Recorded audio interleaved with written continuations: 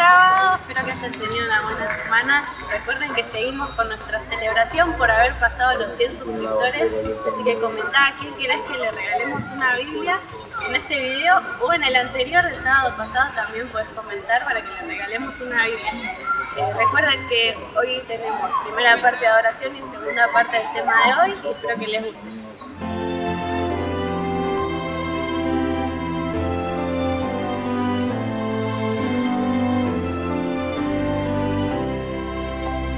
Sí lo veremos cuando venga gloria, sí lo veremos al Rey y Señor. Ángeles, hombres, le darán la gloria, alzando voces, los cantarán. Sí lo veremos, la mañana hermosa, sí lo veremos en todo esplendor. Huestes triunfantes de los redimidos, entonaremos hosanas a Jesús. Sí lo veremos en aquel gran día, sí lo veremos en su majestad. Todos unidos le tributaremos, nuestra alabanza, hosana al Señor, hosana al Señor.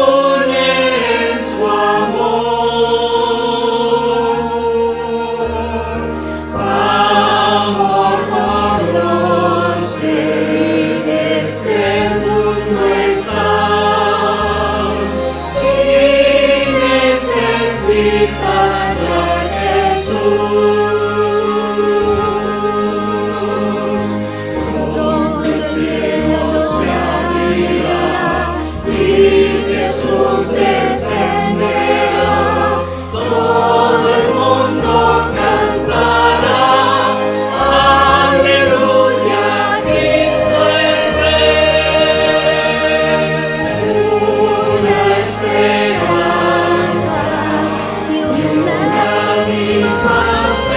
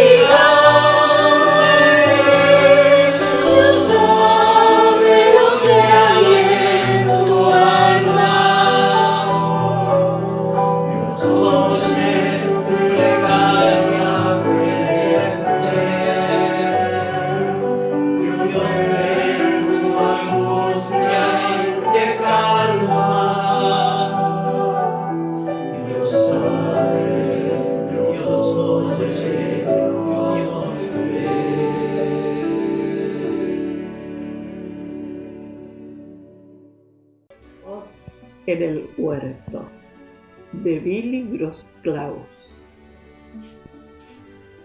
Oí tu voz en el huerto.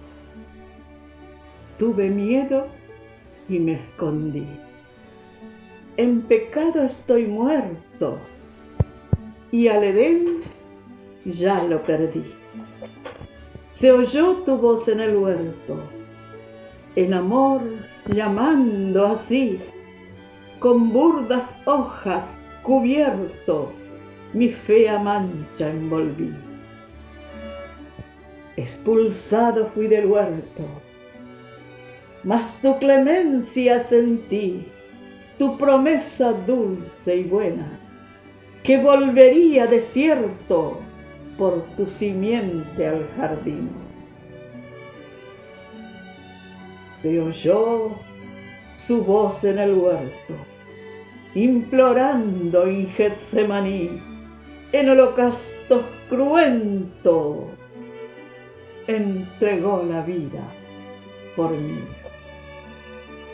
Oí tu voz desde el huerto, diciéndome vengo a ti, Jesús amado, te acepto, no tardes, ven ya por mí. Has renovado tu huerto, un nuevo Edén para mí, por las edades sin cuento, voy a vivir junto a ti. Amén. Señor. Buenos días y feliz sábado. Sí, no soy miembro regular de esta iglesia, pero no sé si será porque tengo amigos de muchos años o de toda la vida, porque he venido varias veces a acompañarlos en distintas actividades, o porque soy vecino del barrio, pero cuando vengo a Martelli me siento en casa. Y espero que quienes nos están mirando, acompañándonos en este culto de adoración a través del Zoom, de YouTube y los demás medios de comunicación, puedan percibir desde sus casas esa misma hermandad y se puedan sentir también en casa, en la casa de Dios, juntos en esta mañana. Los filisteos vivían en la tierra de Canaán, la tierra que Dios le había prometido a Israel. Pero no eran cananeos, no eran oriundos de la tierra de Canaán, eran invasores. Excavaciones arqueológicas que se realizaron en una ciudad filistea antigua que se llamaba Ashkelón, tomaron muestras de ADN de los esqueletos que había en esa ciudad, y el ADN de los esqueletos demostró que los filisteos tenían ascendencia europea. No eran cananeos, eran europeos. Ese estudio confirma lo que ya habían dicho en la Biblia Jeremías, Sofonías, Amós, quienes conectaban a los filisteos con la isla de Caftor, que se supone es la isla de Creta en el mar Mediterráneo. En algún momento, 10 siglos antes de Cristo, los filisteos están avanzando sobre el territorio israelita, donde reinaba en ese momento Saúl, que fue el primer rey de Israel. Se preparaban para apoderarse del territorio y del reino. En Primera de Samuel, se narra, Primera de Samuel 17, se narra que los filisteos reunieron sus ejércitos para la guerra y se congregaron entre Soco y Aseca, que era territorio de Judá, y acamparon cerca de allí. Vayamos identificándonos con los personajes de esta historia, porque esta historia, como todas las historias de la Biblia, fueron escritas para nuestra amonestación. Al enterarse el pueblo de Dios, Israel, que los filisteos avanzaban y se aproximaban, decidieron defenderse y Saúl reúne un grupo de hombres para la guerra y los lleva hasta el valle de Ela. En Seneca unos, en el valle de Ela los otros, y se van acercando.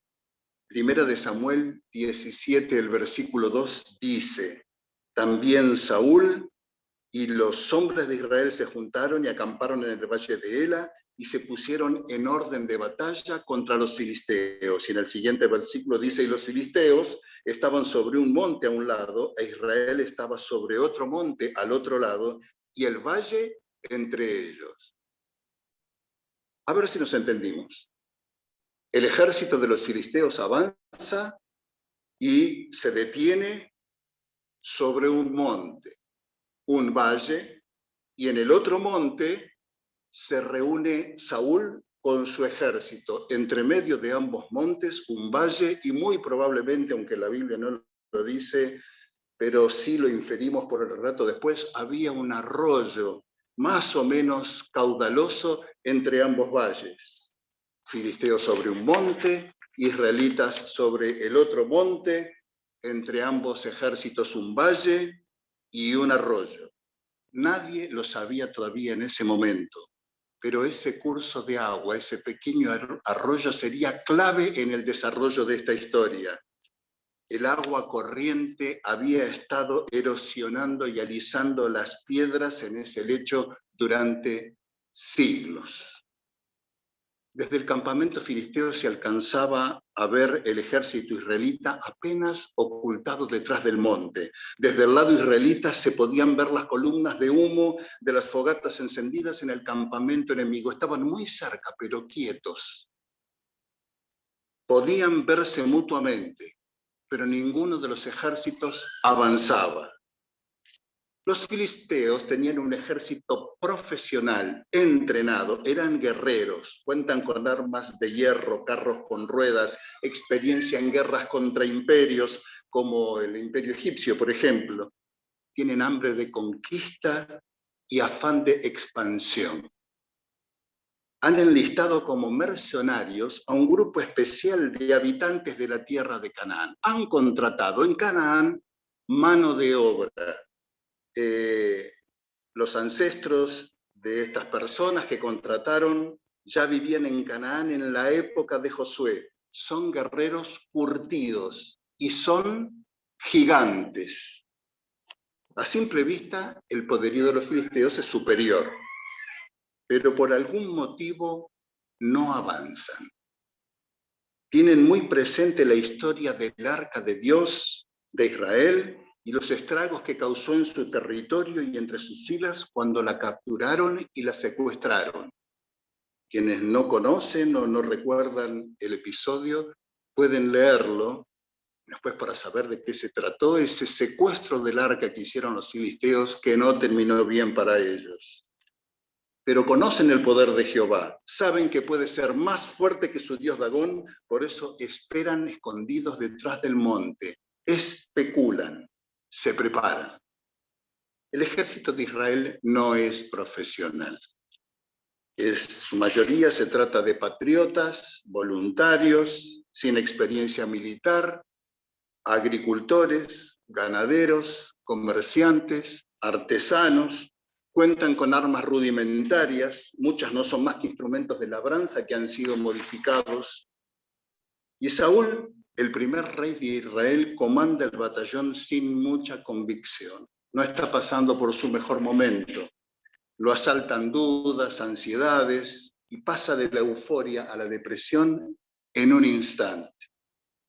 Los tres hijos mayores de Isaí, nieto de Ruth y de Booz, han seguido a Saúl para ir a la guerra. Se llamaban Eliab, Abinadab y Sama. La tensa inacción entre ambos ejércitos que esperan agazapados se ve alterada por la presencia de un provocador profesional, un guerrero del ejército filisteo, pero que es de origen cananeo, se pavoneaba del otro lado del arroyo hablando a los gritos. Se llamaba Goliat, oriundo de Gat. Dice la Biblia que tenía 6 codos y un palmo de altura, 2,90 metros, unos 60, 70, 80 centímetros más que los gigantes jugadores de básquetbol de la NBA. Llevaba un casco de metal en su cabeza y una cota de malla de bronce que pesaba 1000 ciclos. Todo lo que estoy diciendo ustedes lo pueden leer en Primera de Samuel, en el capítulo 17. 55 kilos de bronce solo en la parte de la armadura que protege el pecho y el cuello. La cota estaba hecha de planchas puestas una sobre la otra como las escamas de un pez, de manera que ni un dardo ni una flecha podían atravesarla. Sobre las piernas llevaba protectores de bronce y una jabalina entre los hombros. La punta de la lanza de la jabalina pesaba 600 ciclos de hierro. 600 ciclos en la medida actual son 6 kilos. 6 kilos solo la punta de la lanza. Delante de él iba un escudero y se cuenta que cada vez que el gigante entraba en combate precisaba de la ayuda de su escudero que le daba la mano y lo acercaba al campo de batalla donde Goliat buscaba el cuerpo a cuerpo. No era un capricho del gigante, sino que posiblemente obedecía a un problema visual. La elevada estatura se debía, según algunos expertos, a un exceso de la hormona de crecimiento que produce la hipófisis, y ese crecimiento desproporcionado, anómalo de la glándula hipófisis puede comprimir células nerviosas, provocando trastornos en la visión como los que tenía Goliat, y que lo obligaban a ser acompañado por un escudero y permanecer inmóvil en el campo de batalla, esperando que el contrincante se aproximase. No veía bien, era demasiado grande, entonces se lo utilizaba como una especie de tanque, una fuerza de choque que esperaba que viniera el contrincante para voltearlo cuando lo tenía en el mano a mano. En Primera de Samuel 17, el versículo 8 dice: y separó y dio voces a los escuadrones de Israel diciéndoles: ¿para qué os habéis puesto en orden de batalla? ¿No soy yo el filisteo y vosotros los siervos de Saúl? Escoged entre vosotros un hombre que venga contra mí, y si él pudiere pelear conmigo y me venciere, nosotros seremos vuestros siervos, y si yo pudiere más que él y lo venciere, vosotros seréis nuestros siervos y nos serviréis. La propuesta de Goliat era que se realizara una lucha individual, 1 contra 1 de cada ejército, de cada nación, algo que era común en la zona de donde provenían los filisteos, en la zona del Egeo, para evitar costos materiales y pérdidas de vidas. Solían, cuando se encontraban los ejércitos y estaban más o menos parejos, decir, en vez de matarnos entre todos, que peleen dos y resuelvan el pleito. El que gana, ganó la batalla y evitamos todos los costos de todo tipo que esto traería. Daría la impresión de que en el Valle de Ela los dos bandos se respetan o se temen mutuamente porque están inactivos, sin avanzar ni retroceder. ¿Saben cuánto tiempo?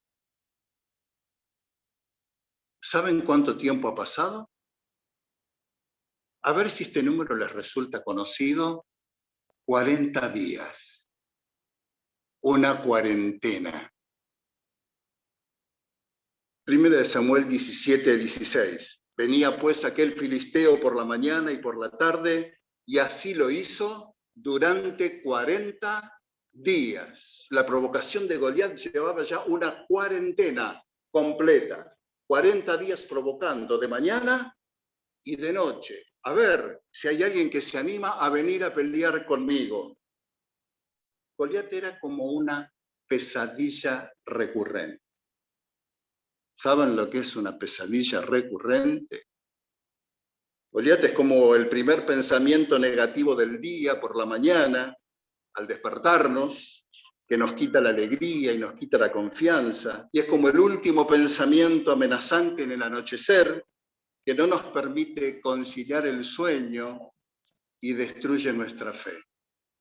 40 días. La historia de David y Goliat es una de las más conocidas de la Biblia. Es la historia del supuestamente débil que termina venciendo al fuerte, del que ingresa en desventaja, pero triunfa sobre el empoderado. Y esta historia ha trascendido los registros bíblicos y se utiliza comúnmente la imagen de David y Goliat para referirse a las victorias improbables, donde el más chico puede sobre el más grande. David todavía no entró en la escena, pero ya viene caminando. Vivía a 20 kilómetros aproximadamente del valle donde están los ejércitos, cerca en los campos de la ciudad de Belén, y su padre Isaí le pidió que fuera hasta el campo de batalla para ver cómo están sus 3 hermanos mayores, para llevarles un mensaje y llevarles algo de comer. David, cuyo nombre significa el amado, es, y todo lo que voy a enumerar ahora lo dice la Biblia. Es pastor de ovejas, músico, compositor de canciones, ejecutante de la lira, rubio, bien parecido, fachero, de ojos claros. Repito, todo esto según lo que dice el relato bíblico. Sale con rumbo al valle de Ela llevando grano tostado, 10 panes y 10 quesos de leche.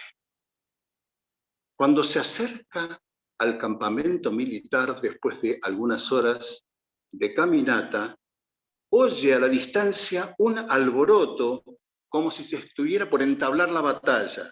Ambos ejércitos se habían formado, a punto de enfrentarse, pero el gigante avanzó delante de la formación filistea y profirió su provocación una vez más.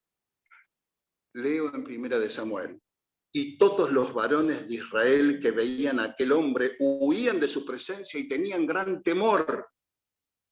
David se encendió de celo al escuchar las provocaciones para salvar el honor de Dios y el crédito de su pueblo. Y dijo David, versículo 26, ¿quién es este filisteo incircunciso para que provoque a los escuadrones del Dios viviente? Y cuando lo llama incircunciso no está siendo discriminatorio, está destacando el símbolo, la marca del pacto entre Dios y su pueblo. El hombre que está provocando a los escuadrones del Dios viviente, Jehová, está entablando una guerra que va más allá de lo militar. David entiende que esa guerra en el fondo es una guerra espiritual. Entonces se ofrece para pelear. La historia es muy conocida. Si no la recuerdan, si alguno no la conoce o no la recuerda, 1 Samuel, capítulo 17. Pueden aprovechar esta tarde para leerla en los detalles tranquilos. Es apasionante. Su hermano le habla despectivamente, su hermano mayor. Tú, pelear contra el gigante, y lo manda a cuidar el rebaño. Linda expresión, ¿no? Cuando a alguien lo queremos sacar de encima y no queremos usar un exabrupto, le decimos anda a cuidar el rebaño. Lo acusa de venir con soberbia y de tener malicia. David le dijo a Saúl, no desmaye el corazón de ninguno a causa de él. Tu siervo irá y peleará contra este filisteo. Y Saúl, el rey, le respondió, no podrás tú ir contra aquel filisteo para pelear con él, porque tú eres muchacho, y él un hombre de guerra desde su juventud.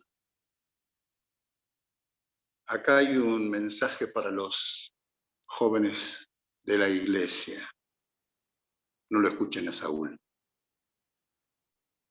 Ustedes son David, son el presente y el futuro de la iglesia, nuestra reserva moral. Los necesitamos en esta y en todas las crisis que están por venir. Añadió David: Jehová, que me ha librado de las garras del león y de las garras del oso, él también me librará de la mano de este filisteo. David tenía una relación directa y personal con Dios, cimentada y fortalecida en muchas noches en el campo, en libertad, cuidando de las ovejas, enfrentando los peligros de los animales salvajes. Lo habían preparado esos momentos para este grande acontecimiento. Dios siempre había estado con él. No lo iba a abandonar ahora. Pequeñas pruebas nos van templando y preparando para las grandes crisis que vendrán. Saúl, el rey, liberado del compromiso, le ofreció su armadura a David. Lo vistió con sus ropas reales, le puso en la cabeza un casco de bronce, lo armó de coraza, le ató la espada sobre sus vestidos. David lo intentó. Probó la armadura, pero era muy pesada, incómoda, inviable, y la desechó. ¿Saben? No es buena cosa pelear con armaduras ajenas. No es posible. Si vas a pelear, que sea con tu armadura. En Efesios, el capítulo 6, San Pablo nos recomienda que vistamos nuestra propia armadura en las guerras espirituales. 6, el versículo 11. Vestíos de toda la armadura de Dios para que podáis estar firmes contra las acechanzas del diablo. Porque no tenemos lucha contra carne y sangre, sino contra principados, contra potestades, contra los gobernadores de las tinieblas de este siglo, contra huestes espirituales de maldad en las regiones celestes. Por tanto, tomad toda la armadura de Dios para que podáis resistir en el día malo y, habiendo acabado todo, estar firmes. Estad pues firmes, ceñidos vuestros lomos con la verdad y vestidos con la coraza de la justicia, calzados los pies con el apresto del evangelio de la paz. Sobre todo, tomad el escudo de la fe para que podáis apagar todos los dardos de fuego del maligno, y tomad el yelmo de la salvación y la espada del Espíritu, que es la palabra de Dios. David decidió lanzarse contra el gigante sin la armadura de Saúl, con sus instrumentos, su cayado, su morral y una honda. Y claro, también iban las armas espirituales de la verdad, la justicia y la fe, fe en el poder y las promesas de Jehová, que estaba seguro se iban a cumplir en ese momento. Entonces el filisteo, el gigante, le dijo a David: ¿soy yo un perro para que vengas a mí con palos? Y lo maldijo por sus dioses. Ven a mí y daré tu carne a las aves del cielo y a las bestias del campo. David le respondió: tú vienes a mí con espada, lanza y jabalina, mas yo vengo a ti en el nombre de Jehová de los ejércitos, el Dios de los escuadrones de Israel, a quien tú has provocado. Jehová te entregará hoy en mi mano, y yo te venceré y te cortaré la cabeza, y daré hoy los cuerpos de los filisteos a las aves del cielo y a las bestias de la tierra, y toda la tierra sabrá que hay Dios en Israel, porque de Jehová es la batalla, y él os entregará en nuestras manos. David entendía que la batalla es de Jehová, que estaba en una guerra espiritual. Entendía de quién son las batallas, por lo tanto, de quién son las victorias. Al enfrentar a Goliat, menciona 2 veces al gigante y 9 veces a Dios. necesitamos entender que nuestra lucha no es contra carne y sangre, sino con los ejércitos del mal, contra los ángeles caídos, contra el enemigo del pueblo de Dios, nuestro enemigo, Satanás y sus huestes. Que nuestras batallas pertenecen a un contexto más amplio, de proporciones cósmicas. El conflicto milenario entre el bien y el mal, entre Satanás y sus secuaces, entre Dios y sus hijos. Primera de Samuel 17:45 dice: entonces dijo David al filisteo: tú vienes a mí con espada, lanza y jabalina, mas yo vengo a ti en el nombre de Jehová de los ejércitos. Y David avanzó. De este lado del arroyo comenzó a caminar mientras el gigante veía avanzar un puntito diminuto. Al cruzar por el arroyo que dividía la posición de ambos ejércitos, juntó 5 piedras lisas que las aguas del arroyo habían estado limando y preparando durante siglos para esa tarde. Las puso en su bolsa y siguió caminando. La onda de David no era lo que aquí llamamos una gomera. La onda, o a lo que le llamamos onda o gomera, es una horqueta en forma de V a la que se le ata una goma que se suelta y lanza el proyectil. La onda era una cinta de cuero en cuyo centro se colocaba una piedra.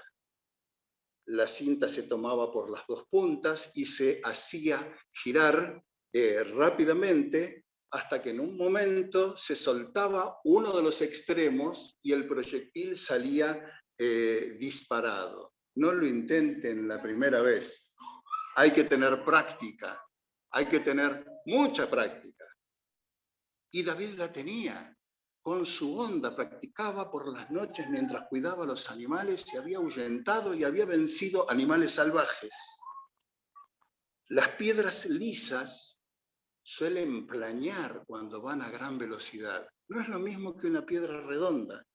Y si alguna vez alguno jugó con piedritas tratando de hacer zapitos en el agua de un arroyo o en el mar, sabe que la piedra lisa es la que planea, la que puede recibir dirección, pero además tiene filo y se puede clavar, por ejemplo, en la frente de un gigante.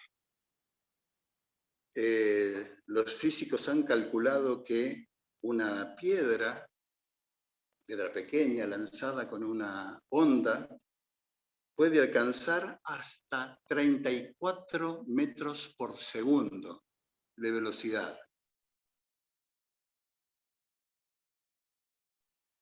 El impacto es el equivalente a una de calibre 45 y puede perforar el cráneo de una persona. David no estaba improvisando con su onda, tenía práctica de campo. Y tampoco se trataba de un arma infantil de diversión. En Jueces 20, 15 y 16 dice que el ejército de Israel en tiempos de los jueces tenía un cuerpo de 700 hombres escogidos, curiosamente eran todos zurdos, y tiraban una piedra con la onda para pegarle a un cabello y no le erraban. Era un escuadrón especial de guerra. O sea que esta batalla que de buenas a primeras parecía despareja, quizás no lo era tanto. La onda de David era un arma de temer, de tener en cuenta. El relato continúa diciendo que cuando el filisteo se levantó y comenzó a caminar al encuentro de David, lento, pesado, el relato dice que David corrió hacia él. Goliat se levantó el yelmo dejando una abertura pequeña sobre sus ojos. ¿Gesto de desprecio? O quizás para ver mejor qué era eso que venía corriendo ahí. Lo suficiente. Ese poquito alcanzó. David metió su mano en la bolsa, tomó una piedra, la colocó en la honda, giró, soltó e hirió al filisteo en la frente. Justo en esa ranura ingresó la piedra lisa y quedó incrustada en la frente del gigante, que cayó sobre sus rodillas hacia el frente. David no tuvo miedo, confió en Jehová. Si Dios le había dado victoria sobre osos y leones, también podría darle la victoria sobre el gigante. Como no tuvo miedo, no se amilanó, no actuó con dubitación, no lo esperó al gigante, se dio prisa y corrió hacia él. Samuel 17:51. Entonces corrió David y se puso sobre el filisteo, y tomando la espada de él y sacándola, la espada de él, del gigante, sacándola de su vaina, lo acabó de matar, le cortó con ella la cabeza, y cuando los filisteos vieron a su paladín muerto, huyeron. El gigante ha muerto. Fin de la historia. Fin del sermón. ¿Qué himno vamos a cantar? No tan rápido. No tan rápido. Un gigante derrotado es apenas una batalla ganada, no es el fin de la guerra. ¿Por qué había tomado David 5 piedras lisas? ¿No se tenía confianza? ¿No pensó que con una le alcanzaba? ¿No tenía confianza en Dios? Pensando que con una sola piedra ya estaría el problema solucionado. La respuesta está en 2 de Samuel, en el capítulo 21. Y allí se nos dice que había 4 gigantes más que eran parientes entre sí. Todos los gigantes son parientes y portan el mismo apellido. El versículo 22 del capítulo 21 nos dice que esos 4 gigantes eran descendientes de los gigantes en Gat. Son malas noticias. Debes saber que los gigantes no andan sueltos ni vienen solos.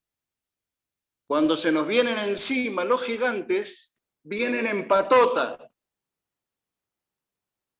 Son muchos y son todos parientes. Pero también tengo buenas noticias.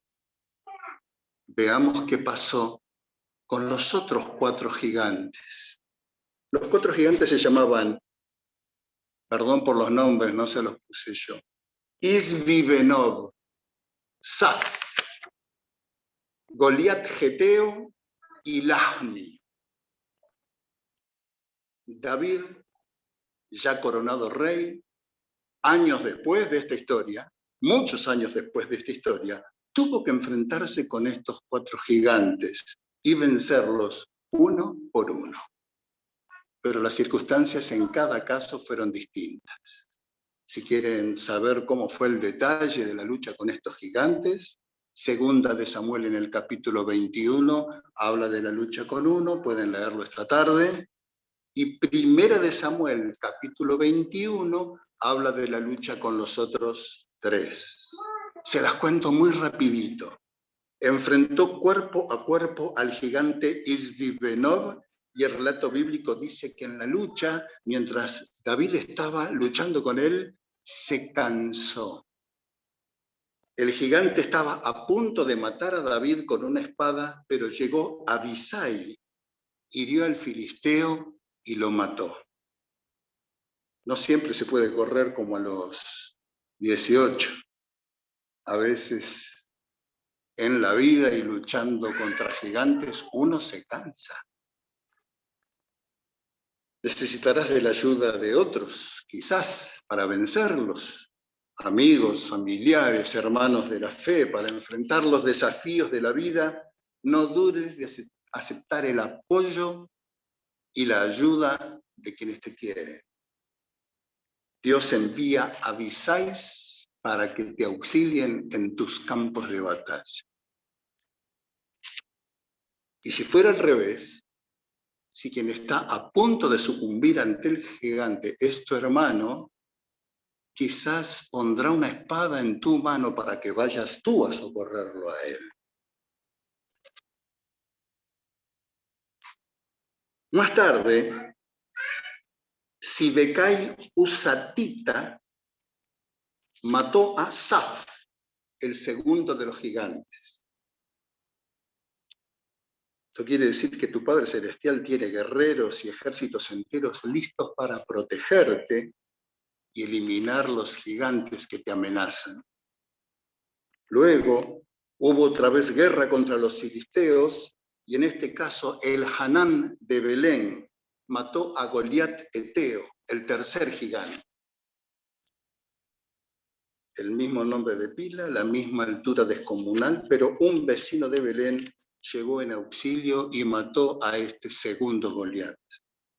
Todavía falta un gigante, este es particular. La Biblia dice que se llamaba Lahmi, tenía 12 dedos en las manos, 6 y 6, y 12 dedos en los pies, 24 dedos en total. Lo mató Jonatán, hijo de Simea, hermano de David. David fue socorrido por su propio sobrino. Los 4 gigantes fueron vencidos con la ayuda de Dios, pero David pudo vencerlos con la ayuda de siervos, amigos o familiares. El trabajo en equipo es el modo divino. Por eso somos iglesia y no lo adoramos en soledad. Por eso quienes no pueden venir hoy hasta la casa de Dios, lo están adorando desde sus casas, a través de la tecnología. La guerra espiritual es muy difícil en soledad.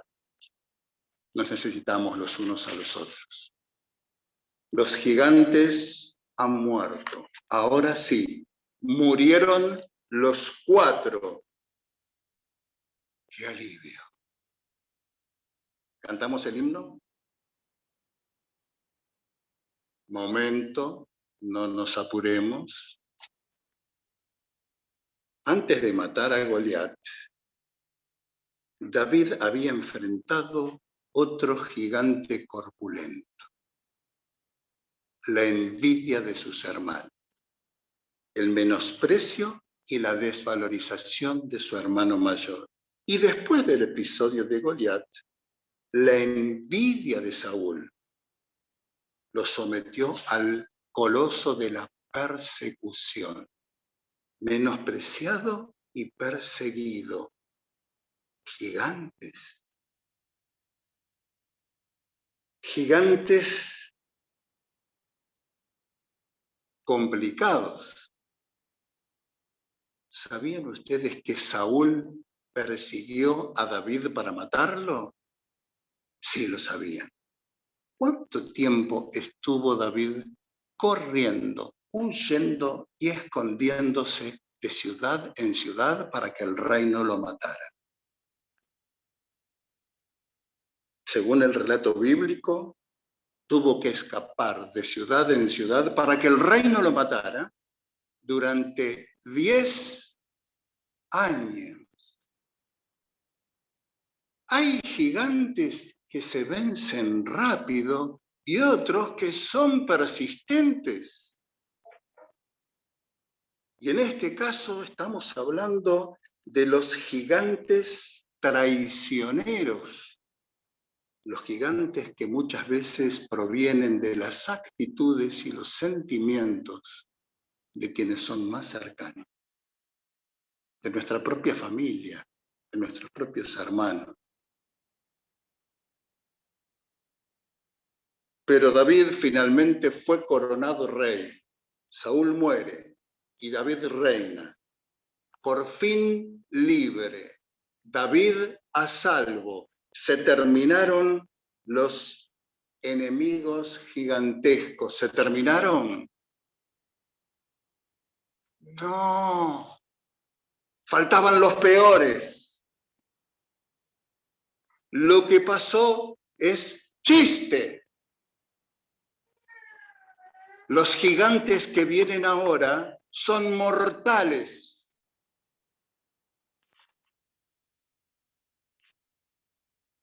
Aquel muchachito que había derrotado a Goliat con todo el poder de Jehová, abrazándolo en su vida, y que derrotó a los otros 4 gigantes con la ayuda de sus hermanos, y que salió indemne de la ira, la envidia, la enjundia de sus parientes, sus hermanos y del propio rey,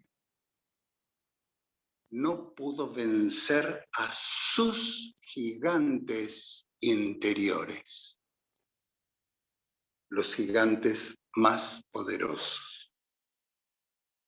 Ustedes conocen la historia, y si no, esta tarde, más lectura. Cayó vencido por el gigante de la lujuria ante Betsabé, una mujer hermosa, pero casada. Fue doblegado por la mentira cuando intentó ocultar la paternidad clandestina resultante de una relación también clandestina. Lo aplastó el instinto asesino contra Urías Eteo, el esposo de la mujer. Lo destruyeron el remordimiento y la culpa cuando el niño, producto de esa relación, murió. Lo vencieron a veces en su vida la ira, otras la arrogancia. Fue vencido también por raptos de incredulidad. Sucumbió ante momentos de apatía. Estos gigantes podrían haberlo aniquilado para siempre, pero la gracia de Jehová alcanzó nuevamente su vida. Dios envió al profeta Natán para que lo ayudara a enfrentar los malignos gigantes del alma. Y David tomó entonces 5 piedras lisas, reconoció su pecado, se arrepintió de sus rebeliones, sometió su orgullo, se postró ante Jehová, pidió perdón para reconciliarse y recibió el perdón del Rey del universo que se deleita en perdonar. Y así David venció también a los temibles, potentes y peligrosos gigantes del corazón.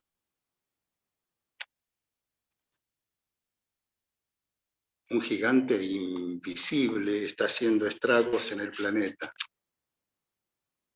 En estos días, en lo personal, 3 amigos personales cayeron víctimas del virus microscópico, que ya se ha hecho gigantesco, y sé que ustedes también han recibido los embates y los están padeciendo en la persona de seres queridos. Pero aun cuando pueda ser finalmente destruido por la inmunidad de rebaño, por nuestro sistema inmunológico fortalecido, por las vacunas o por lo que fuere, estará acompañado por otros gigantes. La desocupación, la crisis económica, la inseguridad, las recaídas, el estrés postraumático, las pérdidas, el miedo. Los gigantes más temibles y poderosos no afectan los órganos ni los tejidos, son los que amenazan y destruyen el alma. Cada uno de nosotros tenemos nuestros propios gigantes individuales y particulares, de 24 dedos y hasta de 25, que nos amenazan, nos amedrentan por las mañanas y por las tardes, que nos acompañan en sueños y pesadillas, nos despiertan a los gritos y a los gritos, nos llevan a dormir. Todos nuestros gigantes son parientes entre sí, y el apellido de todos ellos es pecado. Pero donde el pecado es gigante, La gracia para enfrentarlo y doblegarlo es más enorme aún. Donde abunda el pecado, la gracia sobreabunda. Jehová nos invita a tomar 5 piedras lisas, las mismas que le dieron la victoria a David. Y esas piedritas se tienen que pulir y limar todos los días en el torrente caudaloso de la vida. Las 5 piedras: reconocimiento, reconocer nuestro pecado; arrepentimiento, arrepentirnos de nuestras rebeldías; sometimiento, someter nuestro orgullo; entrega, entregarnos al Rey; reconciliación, pedirle perdón, reconociendo su soberanía sobre nuestras vidas. La noticia alentadora es que, como asegura Jeremías, si así lo hacemos, el gigante ahora pasará a estar de nuestro lado. Jeremías dice, capítulo 20, versículos 11 y 12, «Mas Jehová está contigo como poderoso gigante. Por tanto, los que me persiguen tropezarán y no prevalecerán. Serán avergonzados en gran manera porque no prosperarán. Oh Jehová de los ejércitos, que pruebas a los justos y el corazón. Vea yo tu venganza en ellos, porque a ti he encomendado mi causa». ¿Qué pues diremos a esto? Si Dios, el gigante, está con nosotros, ¿quién contra nosotros? ¿Recuerdas Romanos 8? El que no escatimó a su propio Hijo, sino que lo entregó por todos nosotros, ¿cómo no nos dará también con él todas las cosas? Como por ejemplo, la victoria sobre nuestros gigantes, los que nos atacan de afuera y de los interiores. ¿Quién nos separará del amor de Cristo? ¿Tribulación, o angustia, o persecución, o hambre, o desnudez, o peligro, o espada? Preguntaba San Pablo. Agrego, o COVID, o estrés, o soledad, o ansiedad, o desocupación, o inestabilidad social, o inestabilidad emocional, o desesperanza, o rebrotes, o desalojos, o quiebras, o inseguridad, inflación, o miedos. Antes, decía San Pablo, en todas estas cosas somos más que vencedores por medio de aquel que nos amó. Y agrego, hermanos queridos, guerreros de la vida, luchadores de Villa Martelli, peleadores de tantas batallas, pasadas, presentes, seguramente futuras. Tranquilos, calma. Ya conocen la táctica y conocen la estrategia. No es con espada ni con ejército, sino con su Santo Espíritu. No temas, nos dice el cielo en esta mañana.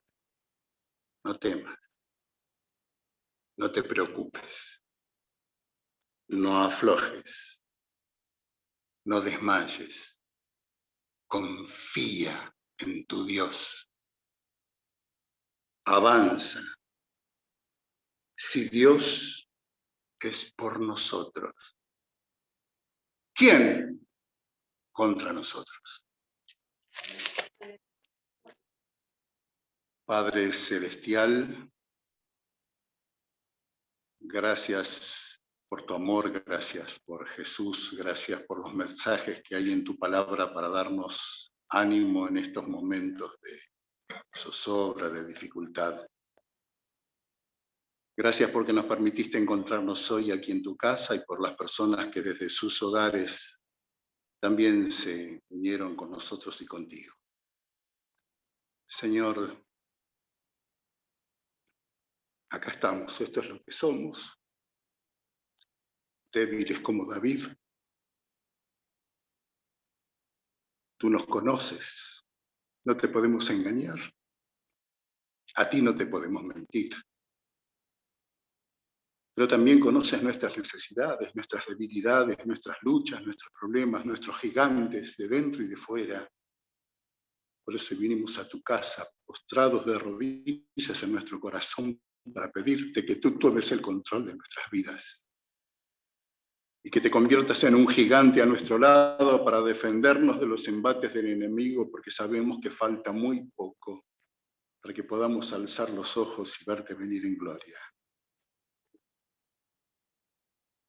Si hay alguien hoy aquí en este lugar que está sufriendo, que está padeciendo, que está a punto de ser derrotado por cualquiera de los gigantes de la vida, Señor, pon tu mano sobre su hombro.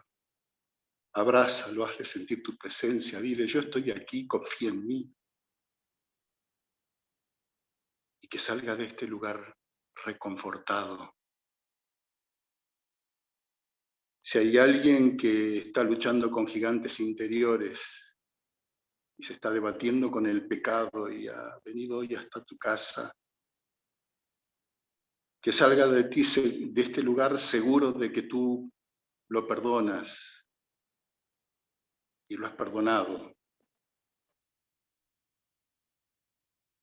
Que salga de este lugar liberado. Señor, para las personas que están en sus casas y que siguieron este culto, y para nosotros aquí, tú nos conoces, sabes cuáles son nuestras necesidades, nos conoces mejor que nosotros mismos. Danos, Señor, lo que necesitamos. Y lo que necesitamos es estar más cerca de ti.